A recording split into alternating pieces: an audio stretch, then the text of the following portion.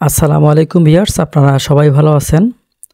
Column shuttering কতদিন পর খুলতে হয় আমরা অনেকে জানি না, বা অনেকে ইচ্ছামতো কিন্তু এই কলাম শাটারিংগুলো খুলে ফেলি। এর খোলার পরেই আমাদের দেখা যায় যে ঢালাইয়ের কোণাগুলো ওগুলো ভেঙে যায় এবং দেখতেও খারাপ লাগে।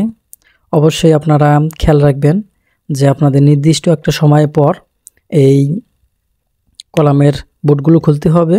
আবার এটা আবহাওয়ার উপরও অনেক সময় নির্ভর করে। যখন শুকনো মৌসুম তখন আবার দেরিতে খুললে সমস্যা হতে পারে, যেহেতু কিউরিংয়ের ব্যাপারগুলো থাকে। এজন্য আপনারা 48 ঘন্টা পর এই কলামের সাইডবোর্ডগুলো খোলার চেষ্টা করবেন। যদিও এর আগেও খোলা যায়, কিন্তু যদি আপনারা সেটাতে সময় দেন তাহলে কিন্তু এই কোণগুলো ভেঙে যাবে না এবং দেখতেও সুন্দর হবে।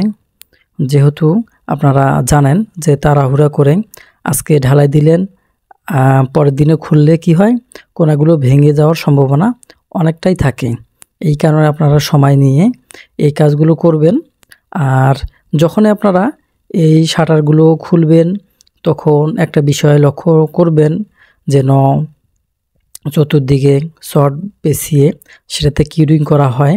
এবং এরপরেও যেহেতু আপনাদের ঢালাই দেওয়ার পরে খুলবেন আপনারা শাটারিংটা, এরপর যদি কোথাও কোনোভাবে যদি হানিকমের মতো বের হয়, সচরাচর স্টিল বোর্ডগুলো ব্যবহার করলে এই কাজগুলো হয় না, অর্থাৎ হানিকম হয় না।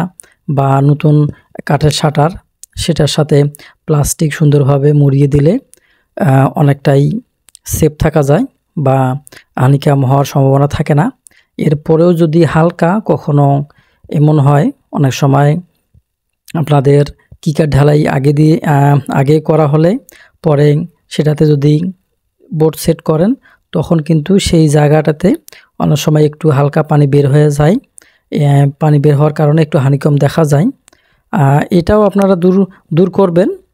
এর জন্য আপনারা আগেই পন্স পেঁচিয়ে নেবেন আপনাদের কলামটাতে, অথবা সুতুলি অর্থাৎ পাটের সুতুলি সুন্দর করে পেঁচিয়ে নিয়ে আপনারা যদি স্টিল বোর্ডগুলো সুন্দর করে নাট বোল্টগুলো টাইট দেন তাহলে কিন্তু এরকম হয় না।